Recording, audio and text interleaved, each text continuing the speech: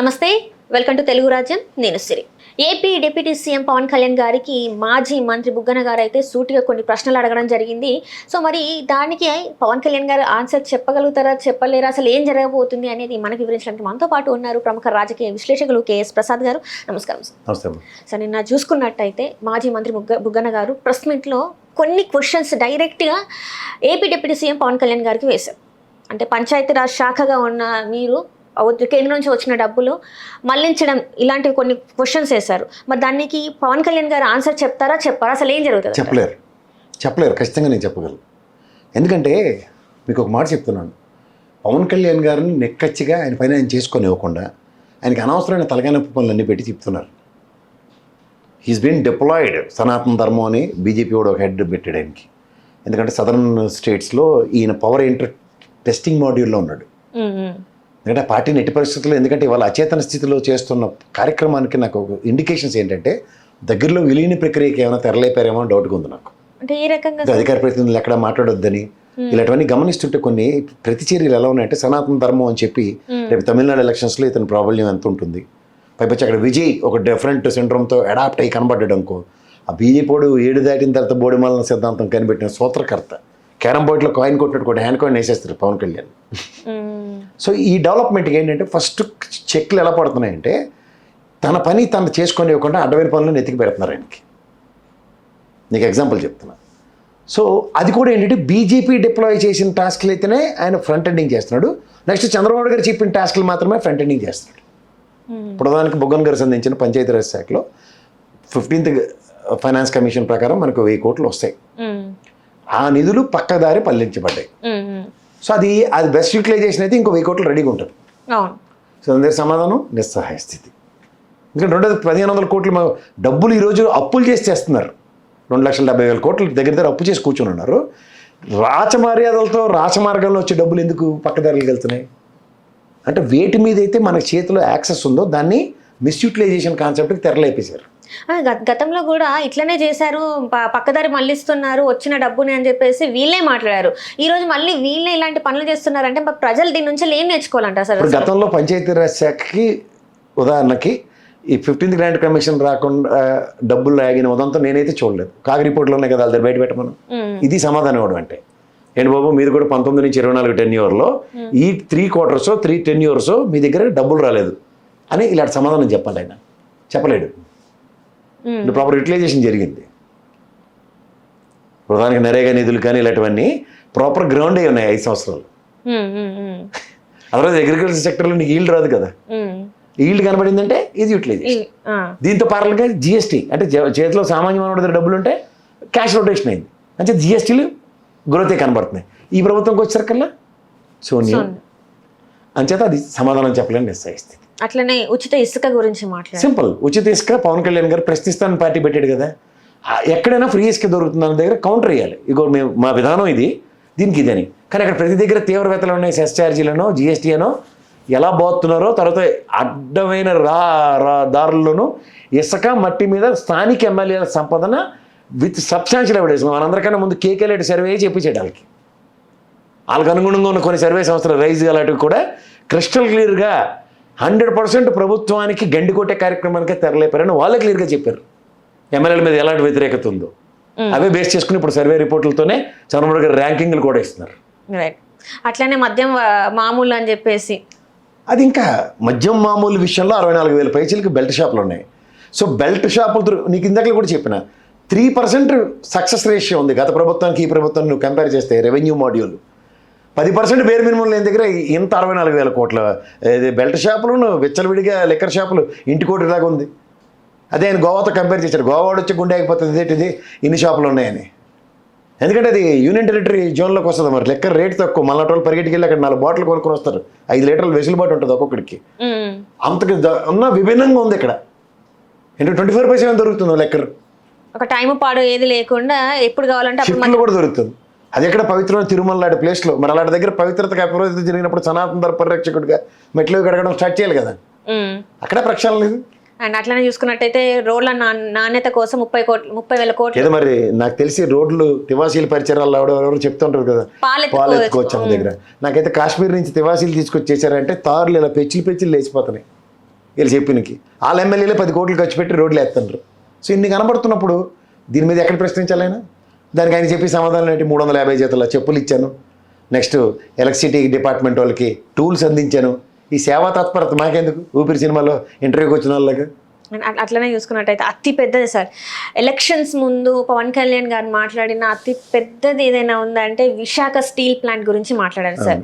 జగన్మోహన్ రెడ్డి గారిని నమ్మేస్తున్నారు, ప్రైవేటీకరణ చేస్తున్నారు అని చెప్పేసి చాలా అసలు ఎంత ఊగిపోయి మాట్లాడారు. మరి ఈ రోజు మరి ఇంత జరుగుతుంటే దీని మీద ఇంతవరకు ఒక మాట కూడా మాట్లాడారు. అందరూ మా వెనకట్లుంటే నేను రెడీ అన్నాడు. మరి అందరూ రెడీగా ఉన్నారు కదా. సంవత్సరం నుంచి వాళ్ళు ఉద్యమం అయితే ఆపలేదు. సంవత్సరం బట్టి 2 సంవత్సరాల పైచీలకు ఉద్యమం చేస్తున్నారు స్టీల్ ప్లాంట్ కార్మికులు. ఇష్టం వచ్చినట్టు 42 డిపార్ట్మెంట్లు నమ్మేశారు. ఏది ప్రతిచర్య? ఏది 11,000 కోట్లు తీసుకొచ్చి బ్యాంకుల్లో అప్పులు తీర్చడానికి ఇచ్చారు. జీతాలు ఇప్పటికి దిక్కులేదు. వీళ్ళు చెప్పిన మాటలని మనం వినాలి. మరి దాని దగ్గర ప్రశ్నించాలి కదా. అదేది అంటే దేనికైనా సమాధానం ఉందా? ఇది కేంద్ర ప్రభుత్వ పరివిలో ఉన్నప్పుడు మరి ఎగేసుకుని పోగేసుకుని నేను నిలబడతాను అన్నప్పుడు జగన్మోహన్ రెడ్డి నిలబడిన దానికి కంపారిజన్ ఉంది కదా. నేను కదా, కుమారస్వామి గారు చెప్పారు కదా, జగన్మోహన్ రెడ్డి ఆపింది జగన్మోహన్ రెడ్డి అని. 5 ఏళ్ళు నిలువరించగలిగాడు ముఖ్యమంత్రి స్థాయిలో ఉన్న జగన్మోహన్ రెడ్డి. మరి ముఖ్యమంత్రి, డిప్యూటీ ముఖ్యమంత్రి ఉండి కూడా ఎందుకు నిలువరించలేకపోతున్నారు? మీరు చెప్పిన మాటలే కదా, కాంట్రడిక్షన్. నిస్సహాయ స్థితిని ప్రతి నిమిషం ప్రశ్నించబడుతుంటే ఇది వీలైనంత నాంది పలుకుతున్నారా పార్టీని? లేకపోతే ప్రశ్నించే గలంతో ఆవిర్భవించిన పార్టీలో ప్రశ్నలు కరువై సేవా తత్పరతను చాటుకుంటూ చారిటీలు చేసుకుంటూ తిరుగుతున్నారా? రాష్ట్రానికి స్వచ్ఛందంగా రావాల్సిన నిధులకి గండిపడుతున్నా చలనం కదలిక లేని దగ్గర నిరంతర విద్యార్థిగా బిల్డప్లు ఇచ్చుకుంటూ ప్రశ్నించే గొంతుకనే మీ గొంతుకనే ఉంటాను అని చెప్పేసి అన్న వ్యక్తి ఈ రోజు ప్రశ్నించవలసిన దగ్గర ప్రశ్నించకుండా కూర్చుంటే నిమ్మక నీరెత్తినట్టు కూర్చుని ఉన్నాడు. ఏం చేయాలి? ఆయన అడగల వద్దా? ఇంతవరకు అసలు ఏపీలో ఇప్పటివరకు తను అంటే అక్కడ కుటుంబ ప్రభుత్వం వచ్చిన తర్వాత ఏ ఒక్క దాని మీద కూడా క్వశ్చన్ చేయలేదు. అంటే జస్ట్ ఏంటంటే సనాతన ధర్మం గురించి మాట్లాడారు తప్ప ఇంకా వేరే దాని గురించి మాట్లాడలేదు. మాట్లాడితే నేను గుళ్ళు కట్టిస్తానని చెప్పి నా సొంత డబ్బులతో గుళ్ళు కట్టిస్తా అంటున్నారు, కానీ ప్రజల సమస్యల గురించి మాట్లాడలేదు. అండ్ ఇప్పుడు కూడా చూసుకున్నట్టయితే పేద మధ్యతరగతి వాళ్ళకి విద్య ఇంకా వైద్యం గురించి మాట్లాడమంటే దాని గురించి కూడా మాట్లాడట్లేదు. విద్యా వ్యవస్థలు మీరు ఎన్డీఏ సర్కార్లో నరేంద్ర మోడీ ఆచరణలోనే ఉన్నారు కదా. మీరు 17 మెడికల్ కాలేజీకి medical council of India permission ఇచ్చింది గత ప్రభుత్వంలోనే కదా.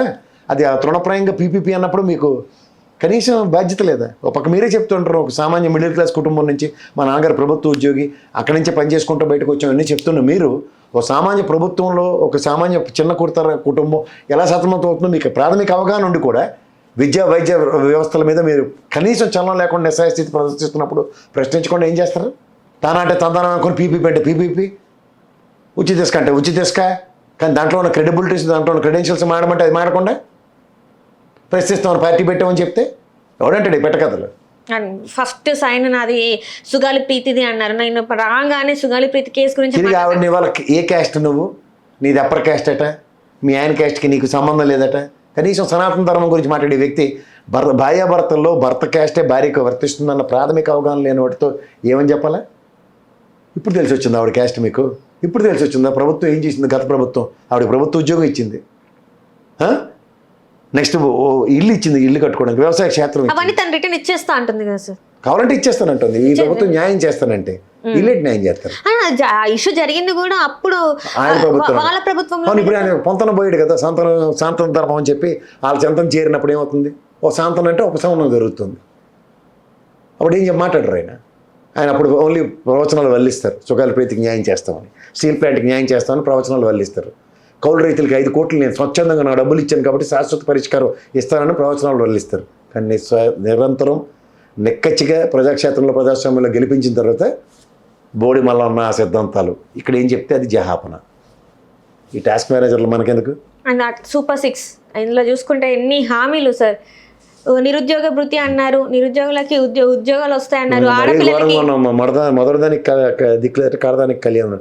రైతులు ఇంత తీవ్ర వేతలు పడుతుంటే నిన్న కాక మొన్న ఆయనే పోయి చూసి వచ్చిండు. మోతా తుఫాన్ చూసాడు, దత్వా చూసిండు, దానికన్నా ముందు బుడమేరు వేగులు చూసిండు. జరుగుతుంది ఏం జరుగుతుందో నారాయణ ఎలా కొంప మూస్తుండో పక్కన చూస్తున్నాడు క్యాబినెట్ సాచరుడు. అక్కడ కూడా మాడపోతే ఇంకెందుకు ప్రశ్నించగలం?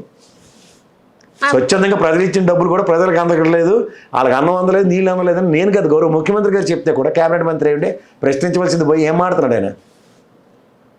రైతులకు కష్టాలు వస్తే భూముల విషయంలో స్వచ్ఛందంగా ఇవ్వకుండా ల్యాండ్ మీద బుల్డోజ్ చేస్తే ప్రజలు పెడితే ఒప్పుకోనని చెప్పిన ఇదే పవన్ కళ్యాణ్ ఓ పక్క రైతులు నిరసన తెలియజేస్తుంటే అమరావతికి ఇంకా 44,000 ఎకరాల కల్లా 17,000 రెండో పెడతాం మొదటి పెడతాం మాడుతుంటే ఎక్కడుంది ప్రశ్నించగలం?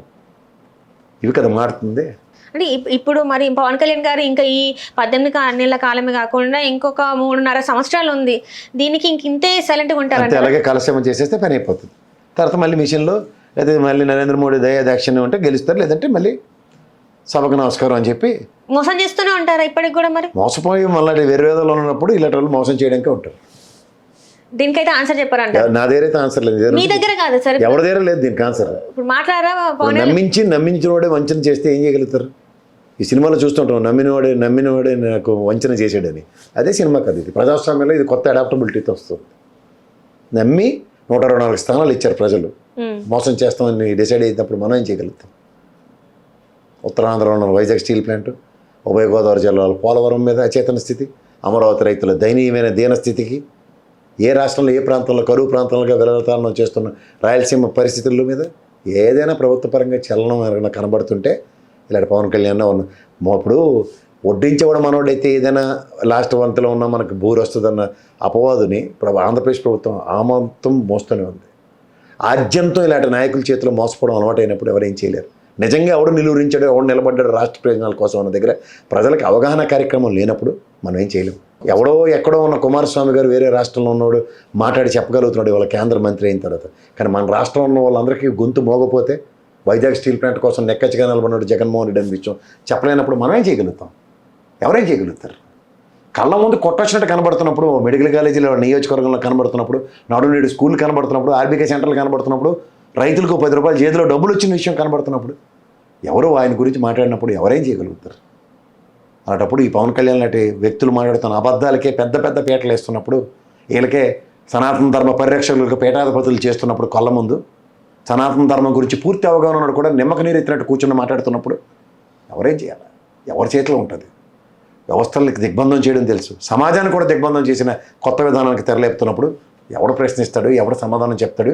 ప్రశ్నలకు సమాధానాలు ఎత్తుక్కుంటే సమాధానం చెప్పినట్టు కూడా విశ్వసనీయతను తిరిగి ప్రశ్నించే నిస్సహాయ స్థితికి ప్రజాస్వామ్యాన్ని తీసుకెళ్తుంటే ఎవరి చేతిలో ఉంటుంది? Thank you so much sir. Hello, Telugu రాజ్యం ఛానల్ చూస్తున్నారా? సామాజిక, రాజకీయ, జీవన చిత్రణే తెలుగు రాజ్యం. అతిశయోక్తులు, అసత్యాలు ఉండవు. రాజకీయ కోణం కాదు, ప్రజా కోణమే కొలబద్ద. తెలుగు రాజ్యం వీక్షణ మీ ఉత్తమ అభిరుచికి నిదర్శనం.